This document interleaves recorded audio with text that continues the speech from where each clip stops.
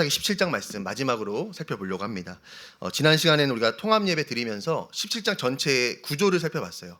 여러분, 사사기 17장 한가운데는 어떤 말씀이 있습니까? 그때 이스라엘의 왕이 없으므로 사람이 자기 속에는 옳은 대로 행했다. 이 말씀이요, 17장 딱 한가운데 있어요. 즉 17장에 나온 네 사람, 누가 나옵니까? 미가, 엄마, 아들, 그리고 레위인 청년, 이 네 사람, 그리고 이 네 사람은 이스라엘 전체를 대표하는데, 이 당시 이스라엘의 영적인 분위기는 어땠냐? 자기 속에는 옳은 대로 살았다. 그러니까 내가 하고 싶은 대로 생각했고, 여러분, 생각도 하나님이 원하시는 생각을 해야 되거든요. 보이는 거 보이지 않는 거 다 하나님 것이잖아요. 내가 주님의 것이니까. 근데 생각도 말도 행동도 내가 하고 싶은 대로 다 했다는 거예요. 여러분, 그런데 그런 삶을 살면서도 이들이 하나님께 무엇을 구합니까? 복을 구합니다. 이 사사기가 참 놀라운 게 뭐냐면 소름 돋는 게 너무 많아요. 이 17장 맨 끝에 어떤 단어가 있죠? 복이라는 단어가 이 전체를 감싸고 있습니다. 그러니까 쉽게 말해서 자기 마음대로 살면서 하나님의 뜻이 아니라 내 마음대로 살면서, 그러면서도 하나님께 무엇을 받기를 원한 거예요? 복 받기를 원한 거예요. 하나님은 어떤 대상이라는 겁니까? 내게 복을 주시는 분이다. 그러니까 하나님을 경배와 사랑의 대상이 아니라 내 소원을 이루어주는 수단과 도구 정도로만 생각을 했다는 거죠. 여러분, 하나님이 우리와의 관계 가운데서 우리에게 원하시는 관계는 무엇입니까? 나를 위해 무엇을 해주는 관계로만 우리가 하나님을 인식하는 걸 원하지 않으십니다. 하나님은 우리가 필요할 때만 하나님을 소원하는 필요에 의한 관계가 아니라, 하나님을 어떤 대상으로 인식하기 원하세요? 사랑의 대상. 하나님을 사랑의 대상으로 인식해서 주님과 무엇하기 원하십니까? 동거하고 동행하고 동역하기 원하십니다. 함께 살고 함께 삶을 살아가고 함께 삶을 살아내는, 하나님은 그런 인격적인 관계를 원하신다는 거예요. 마치 삼위일체 하나님께서 온전한 연합과 사랑을 이루신 것처럼 하나님은 우리와의 관계가요, 하나님 저 필요해요. 우리 램프의 진이가 다 그런 거 아닙니까? 여러분, 드래곤볼에 보면은 그 구슬을 9개, 7개 모은가요? 다들 드래곤볼 안 보셨군요. 7개입니까 9개입니까? 저 갑자기 만났는데 7개를 모으면 용신이 나와 소원을 들어주잖아요. 그러니까 마치 뭔가 그렇게 하나님을 소환하듯이 하는 그런 신앙생활이 아니라 진짜 하나님과 그런 사랑의 관계가 되기 원하신다는 거예요. 물론 여러분, 필요한 게 있으면 구해야 합니까? 구하지 말아야 됩니까? 구해야 합니다. 내가 비록 좀 부족하고 연약하고 말씀대로 살지 못해도 송구스럽지만 필요한 게 있으면 어떻게 해야 돼요? 그래도 구해야 돼요. 왜냐하면 성경에 써 있잖아요. 너희 구할 것을 어떻게 구하라? 감사함으로 아뢰라. 하나님께 주실 것을 믿고 아뢰라 라고 하셨으니까 기도해야 돼요. 그런 하나님 진짜 원하시는 관계는 뭐냐면요, 그냥 구하는 게 아니라 사랑 가운데서 구하기를 원하십니다. 여러분, 믿으십니까? 하나님과 동행하는 가운데서 하나님께 구하기를 원하신다는 거예요. 여러분, 그게 인격적인 관계잖아요. 그냥 엄마 아빠 막 무시하고 신경도 안 쓰고 살다가 밥 줘, 용돈 줘. 여러분, 이거 좋으십니까? 극혐하십니까? 극혐하시죠. 예, 제가 제 입을 더럽히겠습니다. 극혐하시잖아요. 그렇죠? 하나님도 그런 걸 매우 싫어하신다는 거예요. 똑같아요. 우리 아버지시잖아요. 우리 아버지신 하나님은 그렇게 제사 때만 짐승 갖고 오고 제사 때만 하나님께 얼굴 비치고 필요할 때만 하나님께 나와서 하나님 하는 게 아니라, 하나님과 함께 살아가던 중에 고난을 만나고 큰 돌부리를 만났을 때 하나님의 손도 붙잡고 하나님 손잡고 일어나기를 하나님 원하신다는 거예요. 여러분, 그래서 요한복음 15장 7절에 보니까 이런 말씀이 있습니다. 우리 같이 한번 읽어보겠습니다. 시작. 너희가 내 안에 거하고 내 말이 너희 안에 거하면 무엇이든지 원하는 대로 구하라. 그리하면 이루리라. 여러분, 신앙생활은 항상 우선순위가 중요합니다. 우선순위가 뭐예요? 구하는 게 아니라 내 안에 거하는 게 우선인 거예요. 내 안에 거하고 뭐 하라는 겁니까? 구하라. 아무 관계없이 구하기만 하는 게 아니라 하나님과 동행해라, 동거해라, 동역하는 중에서 구하기 원하신다는 거죠. 여러분, 저는 5월 우리 가정의 달을 맞이해서 우리 모두가 하나님을 필요에 의한 대상에서 사랑의 대상으로 인식이 전환될 수 있기를 예수님의 이름으로 축복합니다. 또한 여러분, 우리의 가장 가까운 이웃이 누구죠? 가족입니다. 여러분, 내 이웃을 어떻게 하라 하셨어요? 예수님이 내 몸과 같이 사랑하라 하셨어요. 바꿔 말하면 가족을 필요에 의한, 나에게 무엇을 해주는 대상이 아니라 어떻게 해야 되는 거예요? 나를 사랑하는 것처럼 사랑해야 된다는 거예요. 여러분, 그런 사랑의 관계가 회복될 수 있기를 우리 주님의 이름으로 축원합니다. 예, 오늘은 이 사사기 17장 마지막 시간으로 이 레위인 청년에 대해서 우리가 정말 깊게 좀 살펴보려고 합니다. 여러분, 앞에서 우리가 살펴본 것처럼 미가는 엄마가 우상을 만들고 미가가 이제 신당을 차린 다음에 자기 아들을 제사장으로 삼습니다. 그런데 막상 아들을 제사장 삼고 보니까 찝찝해요. 왜 찝찝합니까? 정통성이 없잖아요. 뭐 신학교를 나온 것도 아니고 이름에 뭐 레이가 들어가는 것도 아니고 뭔가 찝찝한 거예요. 그러니까 어떡하냐? 오늘 말씀에 나온 이 레위인 청년을 자기 집의 개인 제사장으로 고용을 합니다. 전에 제가 말씀드린 것처럼 여러분, 제사장은 오직 누구만 할 수 있죠? 아론의 후손만 할 수 있습니다. 레위인이라고 다 할 수 있는 게 아니라요, 아론의 후손만 이 제사장이 될 수 있는데, 미가는 자기 마음대로 레위인 청년을 고용해 제사장 삼았고, 그러면서 무슨 기도를 해요? 하나님께서 복받기를 원하는 기도를 했다는 거예요. 여러분, 이게 오늘 말씀의 전체적인 이 내용인데, 그런데 여러분, 이 말씀을 보니까 7절에 레위인 청년이 누군지를 소개를 하면서 이 이야기가 시작이 되거든요. 근데 이 소개가 굉장히 어색하고 이상합니다. 왜 어색하냐? 우리 7절 말씀 같이 한번 읽겠습니다. 시작. 유다 가족에 속한 유다 베들레헴에 한 청년이 있었으니 그는 레위인으로서 거기서 거류하였더라. 이 레위 청년은 어떤 사람이래요? 유다 가족에 속했대요. 쉽게 말해서 유다 지파에 속했다는 겁니다. 그리고 어디에 거주합니까? 유다 베들레헴에 거류하는, 이 거류라는 건 나그네, 잠시, 임시라는 뜻이거든요. 잠시 머무는 그런 레위인 청년이었다는 거예요. 여러분, 이게 왜 이상하냐면요, 여러분, 우리가 잘 알고 있는 것처럼 이스라엘의 12지파는 어떻게 형성이 된 거죠? 누구의 12아들? 야곱의 12아들을 중심으로 12지파가 구성이 됩니다. 표를 한번 보여주시면, 여러분, 르우벤 저는 이걸 제가 빨리 설명하면 르시레유, 단낙가다, 이스요베, 앞에 글자만 딱 이렇게 외웠거든요. 이렇게 12지파를 중심으로 딱 이스라엘 12지파가 12명 중심으로 이스라엘 12지파 구성이 되는데, 근데 이들 중 누가 아버지의 야곱의 장자의 축복을 받죠? 요셉이 받습니다. 요셉이 장자의 축복을 받아요. 이게 왜 중요하냐면, 성경에 보면은 장자는 몇 몫을 받는데요, 2몫을 유산으로 받는다고 써 있습니다. 다른 아들들에 비해 2몫을 유산으로 받는데요. 그래서 여러분, 가나안 땅에 들어가 땅을 분배받을 때 요셉 지파는요, 다른 지파와 달리 2배의 땅을 받습니다. 즉 요셉의 두 아들인 에브라임과 므낫세가요, 이 두 땅을 받아요. 땅을 받아서 분배받았다는 거죠. 그래서 가나안에 들어가면서부터는 요셉 지파는 요셉 지파라 불리지 않고 어떻게 불려요? 다음 표를 보여주시면 에브라임 지파, 므낫세 지파로 불립니다. 여러분, 그런데 이러면 총 몇 지파가 되는 거예요? 13지파가 되잖아요. 여러분, 성경에서 12는 굉장히 중요한 숫자거든요. 그렇죠? 예수님의 제자가 몇 명이에요? 12명. 장로가 몇 명? 12장로. 계시록에 보면 나오잖아요. 이 12는 언약 공동체의 완전함과 하나님의 충만함을 상징하는 숫자인 거예요. 그래서 이 12가 너무 중요한데, 여러분, 이 중에 참 놀라운 게 어떤 지파가 땅을 분배받지 못합니까? 레위 지파가 땅을 분배받지 못합니다. 왜냐하면 레위는 하나님께서 구별하신 무슨 지파예요? 제사장 지파예요. 하나님의 일을 섬기도로 구별된 지파입니다. 또 하나님께서 레위 지파에게 그 일을 맡기시면서 뭐라 말씀하십니까? 내가 너희의 기업이 되겠다. 기업은 유산, 땅이거든요. 그러니까 하나님이 너희의 땅을 통해서 우리가 소산 먹을 것을 얻잖아요. 그러니까 다른 지파는 땅을 주시고 거기서 먹을 것을 얻게 하셨는데, 레위 지파는 하나님이 친히 그들의 유산, 땅이 되어 주시겠다고 약속하셨기 때문에 레위 지파에겐 땅을 안 주세요. 대신에 뭘 주십니까? 이스라엘 곳곳에, 가나안 땅 곳곳에 레위인 성읍을 주십니다. 그게 몇 개냐면 42개의 일반 성읍과 6개의 도피처. 여러분, 도피성 들어본 적 있죠? 도피성을 주세요.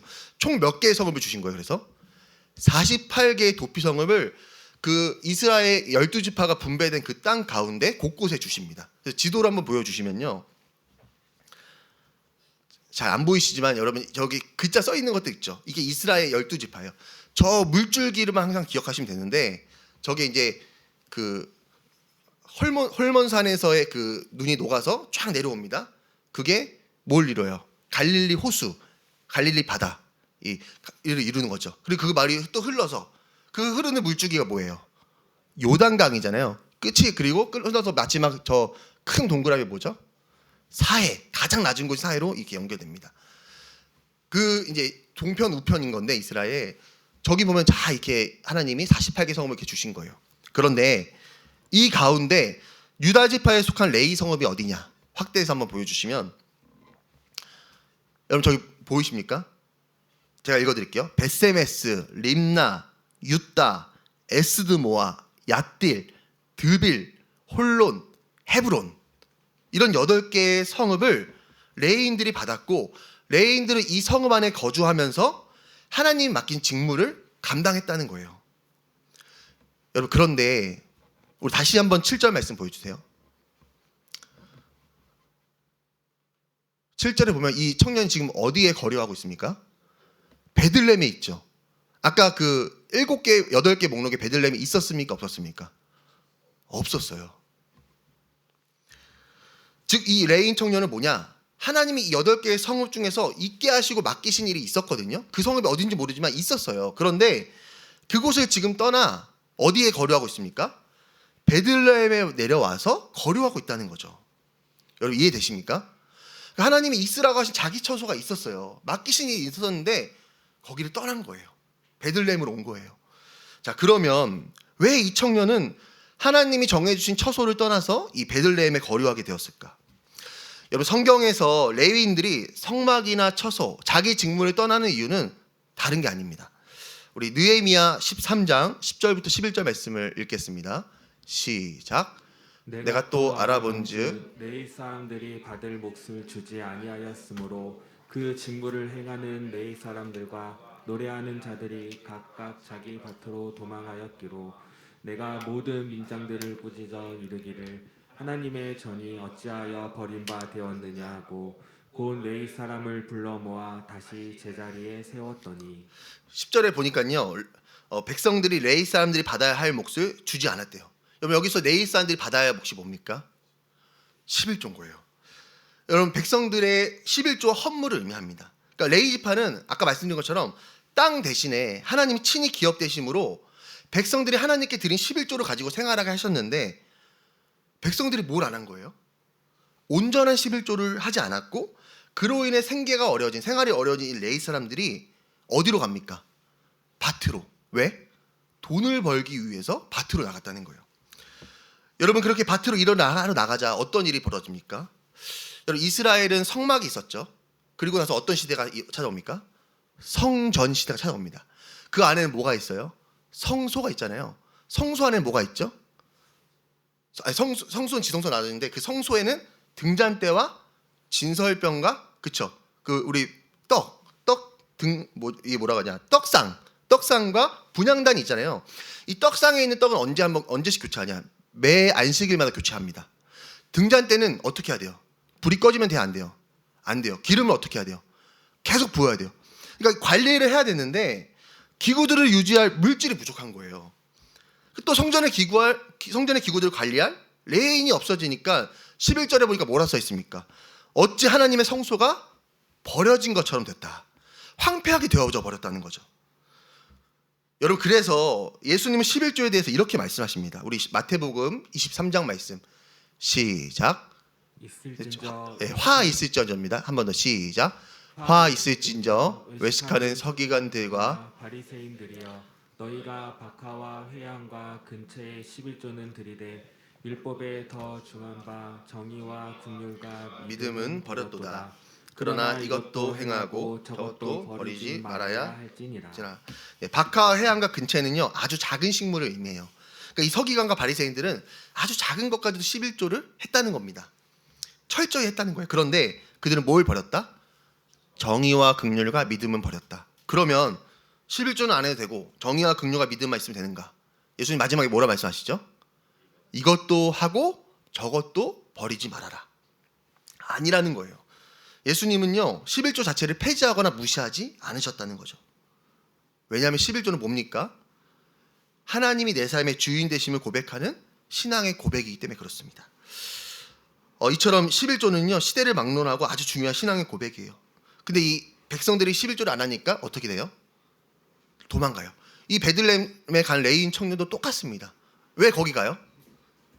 먹고 살 길이 없으니까 베들레헴에 간 거예요. 왜 베들레헴을 갑니까? 베들레헴은 레위인이 없거든요. 8개의 성읍에 다 레위인이 이미 살고 있으니까 포화 상태인 거예요. 레드오션인 거예요. 베들레헴에는 레위인 성읍이 없어. 여긴 블루오션인 거예요. 여기서 개척하면 마치 아파트가 새로 지어지는 곳에 교회가 개척하는 것처럼 먹고 살려고 베들레헴에 갔는 거예요. 근데 거기 갔는데 제가 이따가 말씀드리겠지만 또 레위인들이 너무 많은 거예요. 그러니까 어떻게 합니까? 유다 땅을 떠나 에브라임 산지에 있는 미가의 집까지 내려가는 겁니다.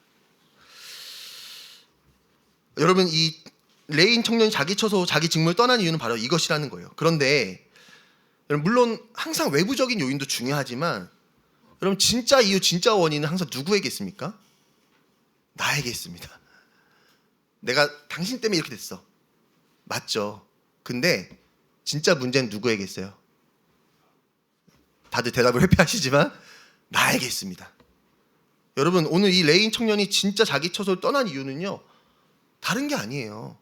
아니 부족할 수 있죠. 뭐 안 하는 사람도 있고 어려울 수도 있죠. 근데 버티지 않고 떠난 이유가 뭐냐면요 하나님을 경외하지 않았기 때문입니다. 경외가 뭐죠? 하나님을 사랑하고 두려워하는 거예요. 그 마음이 없어서 떠난 거예요. 여러분 이 성경이 너무 놀라운 게 뭔지 아세요? 여러분 이 청년이 누구의 손자인지 아십니까? 성경이 맨 마지막에 이 청년이 누구의 손자인지를 정확히 이야기하고 있거든요. 우리 사사기 18장 30절 말씀을 읽겠습니다. 시작. 단 자손이 자기들을 위하여 그 새긴 신상을 세웠고 모세의 손자요 게르솜의 아들인 요나단과 그의 자손은 단 지파의 제사장이 되어 그 땅 백성이 사로잡히는 날까지 이르렀더라. 여러분 이 레위인 청년의 이름이 뭔지 아세요? 요나단입니다. 이 요나단이 누구의 손자예요? 여러분 이 모세는 우리가 알고 있는 이스라엘 민족의 지도자 출애굽의 영웅이라 불리는 그 모세입니다. 오늘 이 레위인 청년은 누구의 손자인 거예요?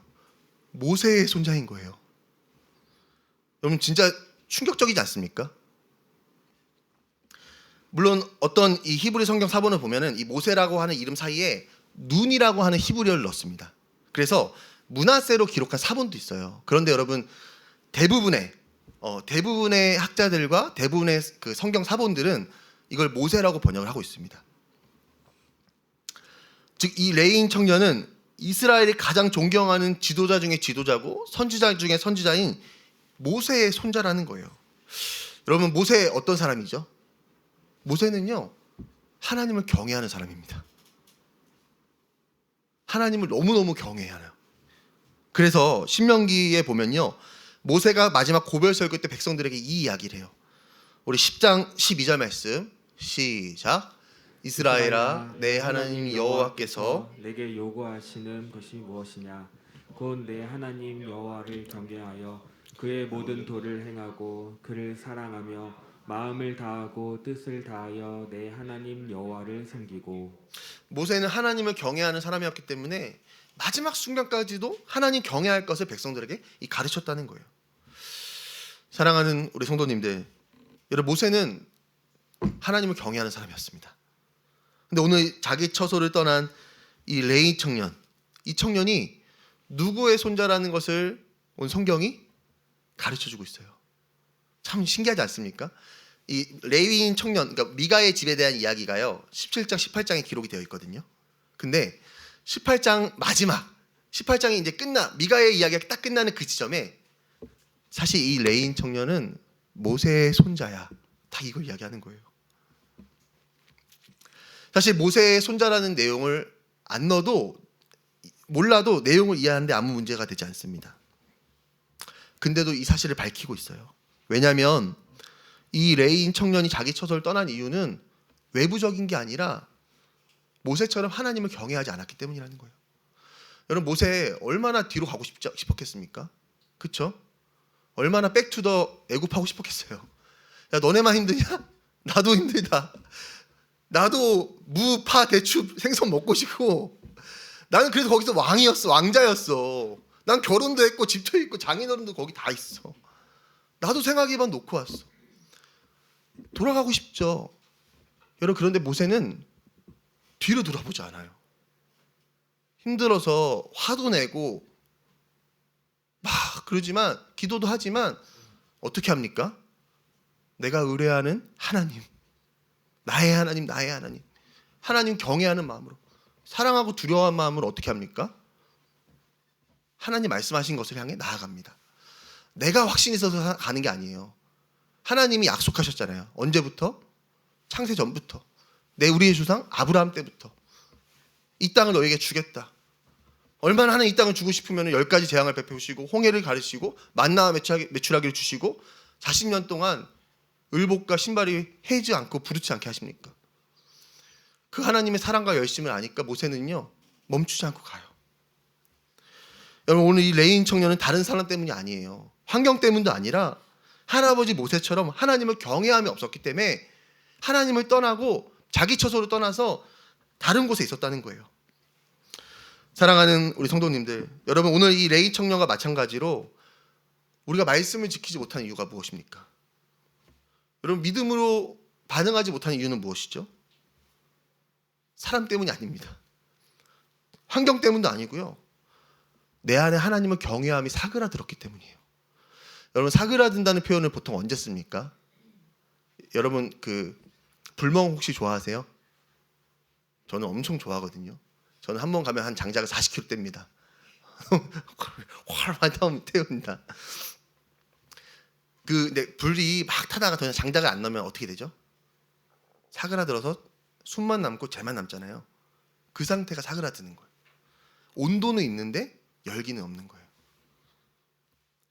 내 안에 하나님을 사랑함이 없고 두려움이 없고 크게 여기지 않는 것이 문제지, 환경과 사람은요 주되는 원인이 아니라는 거예요. 여러분, 그래서 정말 우리가 믿음으로 말씀대로 살려면요 환경과 사람을 바꾸는 것도 중요하지만 먼저는 무엇이 회복돼야 합니까? 하나님을 경외함이 회복돼야 합니다. 여러분, 믿으십니까? 하나님을 정말 가장 크게 여기고 가장 두려워하고 가장 사랑하는 마음이 내 안에 회복되어져야 한다는 거예요. 여러분, 하나님이 원하시는 신앙생활은요, 내가 CCTV로 너 다 보고 있어, 너 나중에 천국 오면 내가 다 세서 말할 거야, 감시로 인한 순종이 아니고요, 사랑하고 두려워하기 때문에. 여러분, 정말 내가 죄졌을 때 하나님이 그거 보시고 아파하시고 벌하신다 생각하면 우리 쉽게 죄 질 수 있습니까? 여러분, 만약에 죄졌어요. 가는 길에 타이어가 펑크 난다 라고 예고가 되어 있습니다. 예고 심판. 그럼 여러분, 죄 질 수 있나요, 없나요? 없죠. 그 정도 우리가 만약에 어려움이 있어도 죄를 안 지려 할 거잖아요. 하나님 원하시는 신앙생활은요, 하나님 크게 여기는 거고 사랑하고 두려워하는, 그래서 하나님 앞에 살아가는, 우리 한번 따라하겠습니다. 코람데오. 하나님을 경외하면서 하나님 앞에서 내가 살아가려고 하는 그 마음을 원하신다는 거예요. 여러분, 그러면 우리 이런 고민을 해봐야 됩니다. 내 안에 어떻게 해야 하나님을 향한 경외한 마음이 회복될 수 있는가? 여러분, 제가 성경을 이렇게 찾아보니까요, 보통은요 언제 이 경외함이 회복된지 아세요? 기적을 경험할 때 경외함이 회복됩니다. 그러니까 내 삶에 어떤 문제가 있었고 어려움이 있었는데 하나님의 기적이나 응답과 같은 이 하나님의 하나님 되심을 경험하면요, 사람이 갑자기 막 영이 확 살아나면서 막 되게 민첩하게, 영적으로 민첩하게 행동합니다. 막 죄도 안 지려고 하고 하나님 앞에 살아가려고 하고. 누가복음에 보면요, 여러분, 예수님이 베드로를 만나 주시잖아요. 불러 주시잖아요. 베드로가 예수님을 만나고 이 어떤 기적을 경험하죠? 그물이 찢어질 만큼 많은 물고기를 잡습니다. 그때 베드로가 무슨 고백합니까? 주여, 나를 떠나소서, 나는 죄인으로소이다. 하나님의 경외함이 기적을 경험하면서 회복되는 거예요.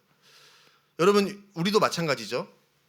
막 뭔가 되게 기도하는 기도 제목이 있었는데 하나님이 정말 잭팟을 딱 터뜨리듯이 응답을 확 부어주셨어요. 그러면은 저 높은 곳을 향하여 세상과 나는 간 곳 없고 구속한 주만 이것이 나의 하면서 막 정말 막 예배 나오고 죄 안 지려고 하고. 그렇게 됩니까, 안 됩니까? 됩니다. 그렇게 되더라고요. 여러분, 그렇게 사람은요, 하나님의 사랑과 기적을 경험할 때 경외함이 회복됩니다. 그런데요, 성경을 보니까요, 그렇게 회복되는 경외함도 있지만, 여러분, 그게 나쁜 게 아니에요. 그렇게 회복되는 경외함도 있지만, 성경은 하나님을 경외하는 것도 배워야 한다고 이야기하고 있어요. 여러분, 이게 되게 중요합니다. 우리 신명기 17장 19절 말씀을 읽겠습니다. 시작. 평생에 자기 옆에 두고 읽어 그의 하나님 여호와 경외하기를 배우며 이 율법의 모든 말과 이 규례를 지켜 행할 것이라. 하나님의 영이 나를 감동시키고 내 삶을 일으키셔서 하나님을 경외하는 것도 있지만, 내가 능동적으로 배워서 하나님을 향한 경외도 있다는 거예요. 하나님을 경외하는 건 뭡니까? 하루아침에 되는 게 아니라 배움을 통해 조금씩 완성되어져 가는 겁니다. 여러분, 믿으십니까? 다시 말해, 하나님의 말씀을 읽고 또 읽다 보면요, 뭐가 깨달아진다는 거예요. 하나님이 얼마나 크고 내가 얼마나 죄인 중에 개순지가 깨달아지면서 하나님을 사랑하고 죄를 가볍게 여기지 않으며 하나님을 의식하며 살아가는 경외하는 그 코람데오의 삶이 어디서부터 시작이 된다는 겁니까? 말씀을 가까이 하고 두고 읽어 배움으로써 회복이 된다는 거예요. 여러분, 코람데오는 구호가 아닙니다. 우리 한번 따라해 볼까요? 배움의 결과다. 내가 코람데오 하고 싶잖아요. 여러분, 그러면 어떻게 해야 합니까? 배워야 합니다. 하나님은 경험을 통해서만이 아니라 말씀을 통해 배우고 배우서 하는 경외를 하나님도 원하신다는 거예요. 여러분, 그래서 저는 사실 어제 그런 점에서 어제 말씀을 준비하면서 회개했습니다. 왜 회개했냐면, 제가 이번 주에 이제 운전해서 집에 가고 있는데 어떤 마음이 딱 들었냐면요, 나는 진짜 하나님을 경외하는 삶을 살고 있는가? 그러니까 목사가 아니라 경외자인가 하는 생각이 딱 드는 거예요. 왜냐면 가만히 생각해 보니까 제가 어느 순간부터 멈칫을 하지 않더라고요. 멈칫. 여러분, 이 멈칫이 되게 중요하잖아요. 전에는 어떤 말을 할 때 멈칫했거든요. 왜 멈칫하죠? 이거 하나님이 기뻐하시는 걸까? 전에는 생각을 할 때도 멈칫했어요. 이 생각이 하나님이 원하시는 생각일까? 보고 만지고 행동할 때 멈칫했습니다. 이거 하나님 사랑하는 마음 다 뺏기는 거 아니야? 근데 어느 순간 멈칫하지 않고 그냥 생각하고 그냥 말하고 그냥 행동하는 거예요. 제가 무슨 생각이 들었냐면, 제가 금요일 앉아서 그 찬양하는데 내가 내 위에 왕이 계신가? 그러니까 나는 하나님을 믿고 하나님 사람이 되었고 하나님께 속한 건 맞는데 이건 사실이잖아요. 이건 과거잖아요. 근데 지금 내 삶에 진짜 하나님이 계신가 하는 생각이 드는 거예요. 진짜 전이라 말하면 참 그렇지만 하나님 기뻐하지 않는 생각하면 되게 많이 막 울고 회개했거든요. 하나님 기뻐하지 않는 거 말하고 행동하면 진짜 막 입을 치면서까지도 막 속상했거든요. 근데 이게 너무 이제는 가벼워진 거죠. 제가 그 모습을 보면서, 멈칫이 없는 모습을 보면서 뭐가 문제일까? 멈칫 이게 해결인가? 아니, 이건 그게 답이 아니라 하나님 경외하며 회복돼야 돼. 내가 배우는 것을 멈췄구나. 하나님 말씀 보고 하나님께 나와서 배우고, 예수님도 배우라 하지 않으셨습니까? 내게 와서 배우라. 내가 배우는 것을 멈추니까 경외가 사라졌구나. 여러분, 하나님을 경외하는 건요, 유지되는 게 아닙니다. 신앙은요, 우리는 죄인 중에 괴수라는 사실을 반드시 기억하셔야 돼요. 가만히 있으면 뭐가 됩니까? 죄된 본성을 따라 살아가는 겁니다. 진노의 자녀처럼 살아가는 거예요. 사랑하는 우리 성도님들, 지금 우리는 하나님 경외하기를 배우고 있습니까? 아니면 이미 다 배웠다 생각해서 배운 것만 가지고 살아가고 있습니까? 저는 우리 모두가 하나님 경외하기를 배워서 진짜 하나님을 경외하는 코람데오의 삶을 살아가는 우리 모두가 될 수 있기를 우리 예수님의 이름으로 축원합니다. 이처럼 이 레이는요, 하나님 경외하지 않았고 그래서 자기 처소로 떠났다는 거예요. 그래서 처음 간 곳이 베들레헴입니다. 그런데 아까 제가 말씀드린 것처럼 베들레헴에 갔는데도 상황이 녹록지가 않아요. 이렇게 온 사람이 한둘이었겠습니까? 아파트가 새로 들어서면은 교회가 몇 개가 들어서는 것처럼 그렇게 생활고로 인해 모인 레인들이 너무 많은 거예요. 그러니까 이 레인이 어떻게 하냐? 에브라임으로 이 지역을 내려가서 거기서 거류하게 되고 거기서 미가를 만나서 미가의 집에 개인 제사장이 됩니다. 그럼 제가 근데요 진짜 성경을 말씀 준비하다가 또 깜짝 놀란 게 있어요. 진짜 이 성경이 너무 신비합니다. 말씀 전체를 한번 보여주세요. 우리 레인 이야기 전체. 여러분 잘 안 보이시죠? 근데 빨간 글씨는 보이시나요? 여러분 모든 절마다 어떤 단어가 있습니까? 거주, 거류란 단어가 있습니다. 너무 신기해요. 이 레인의 이야기가 7절부터 13절이거든요. 13절은 이제 복이 미가가 하나님에게 복 주실 줄 아노라 이거고 12절까지인데 거주했다 거류했다 거주했다 거류했다 그 집에 있었더라. 모든 절. 여러분 나중에 성경책 보시면서 저는 동그라미 쳐놨는데 이 거주에만 동그라미 꼭 쳐놓으십시오. 물론 우리가 보고 있는 이 성경은요 성경의 장과 절은 후대 사람들이 붙인 겁니다. 그러나 히브리어 성경 원문도 보면요 거류와 거주라는 단어를 계속해서 반복해서 사용하고 있어요. 그러면서 이 레인 청년의 이동 과정을 아주 자세히 보고 있습니다. 여러분 성경이 자세히 이야기하면 우리도 어떻게 합니까? 자세히 들여다봐야 합니다. 제가 자세히 들여다봤거든요. 근데 보니까 놀라운 게 여러분 7절부터 9절까지 나온 이 거주와 거류라는 히브리 원문을 보니까 구르라고 해서요. 구르라고 해서 잠시 머물다, 나그네처럼 살다라는 체류하다는 뜻을 가지고 있습니다. 그리고 10절부터 11절까지의 거주는 정착하다, 자리를 잡다는 뜻을 갖고 있어요. 마지막 12절에 있었다는 그가 우상의 신전에 머물렀다, 거기 살았다는 것을 의미하는데 즉 이 레인 청년이 처음에 어떤 마음으로 자기 집과 처소와 직무를 떠난 겁니까? 잠깐만 갔다 오자는 생각으로 떠난 거예요. 구루. 그래 잠깐만 가보자.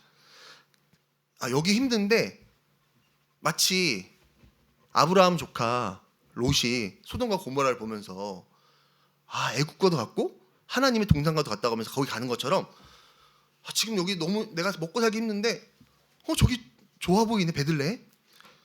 잠깐만 가보자. 잠깐만 머물자. 잠깐만 보고 잠깐만 만지고 잠깐만 해보자. 그런 나그네처럼 형편이 나아질 때까지만 가서 돈을 벌고 오자.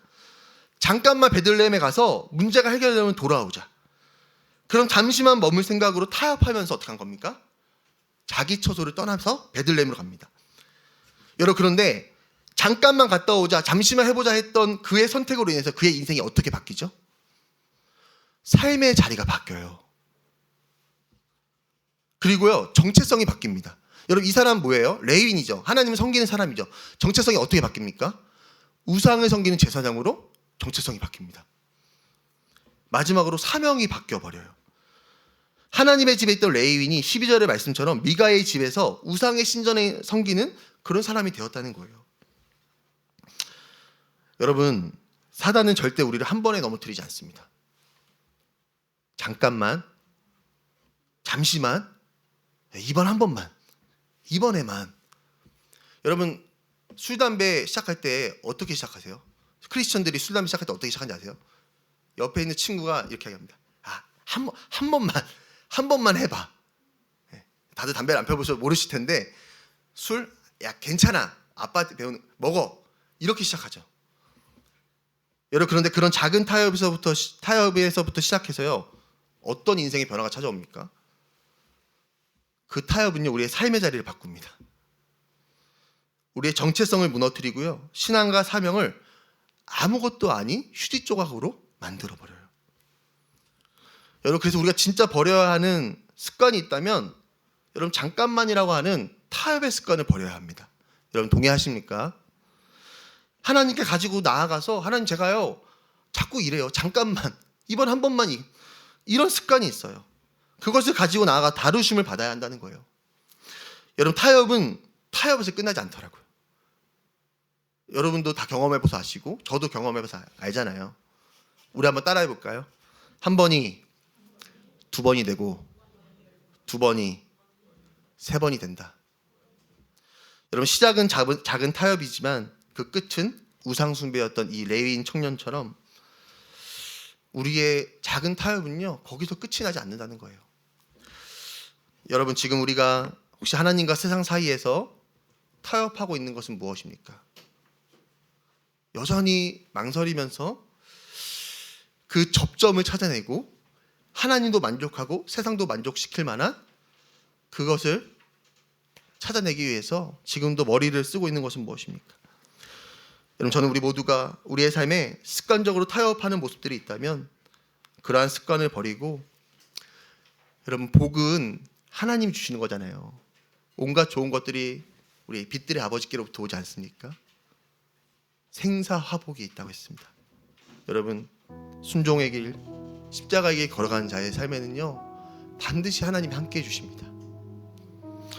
우리 모두가 그것을 믿음으로 타협을 버리고 주님 말씀하신 길, 주님 말씀하신 자리, 주님 말씀하신 삶과 모습을 살아가는 우리 모두가 될 수 있기를 우리 예수님의 이름으로 축원합니다. 아멘. 우리 이 시간